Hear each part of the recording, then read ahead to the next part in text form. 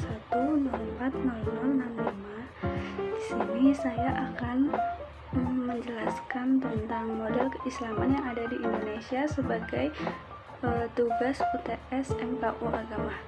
Sebelumnya, masuknya Islam di Indonesia secara teoritis terdapat 4 teori yang menjadi sorotan utama. Yang pertama yaitu Islam yang berasal dari Arab, yang kedua Islam yang berasal dari India, dan yang ketiga Islam yang berasal dari Cina, dan yang keempat yaitu Islam yang berasal dari Persia.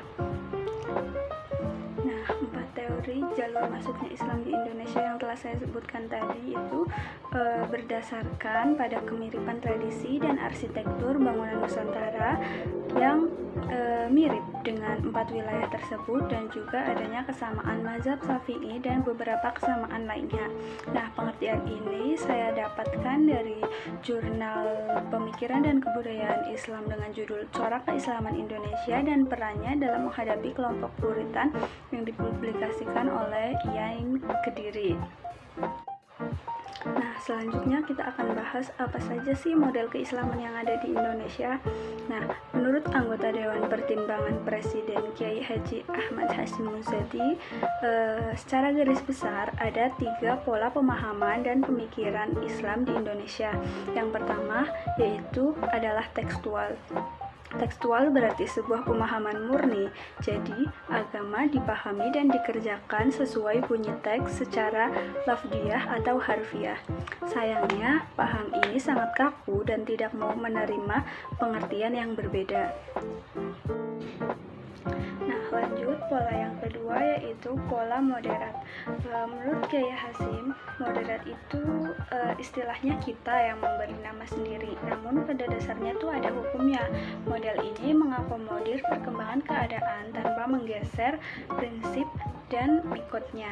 Jadi kita tuh tetap mendirikan sholat 5 waktu, tapi di sisi lain kita tidak mengobrak-ngabrik agama lain.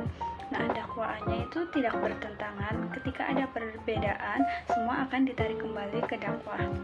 Nah, model ini tuh model yang dipakai para ulama kita zaman dahulu dalam mengislamkan Nusantara dan mengislamkan orang kafir. Jadi mereka memakai prinsip mu'tadilin, itu tegak lurus tapi tidak ekstrim.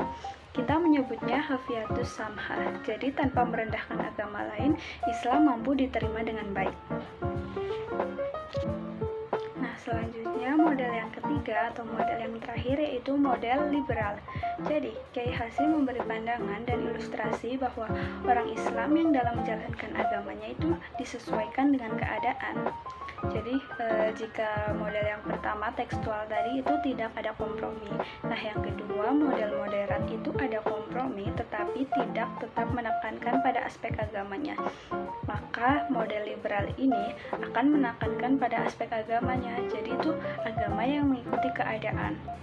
Nah, menurut saya model keislaman yang cocok untuk diterapkan di Indonesia itu model yang kedua ya teman-teman. Jadi itu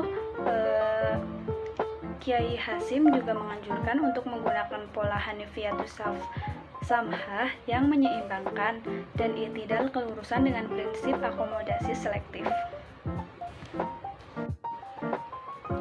Jadi kesimpulannya teman-teman, model keislaman yang cocok dipakai di Indonesia itu model yang kedua ya, sesuai dengan model yang ulama kita pakai zaman dahulu untuk mengislamkan Nusantara dan mengislamkan orang kafir.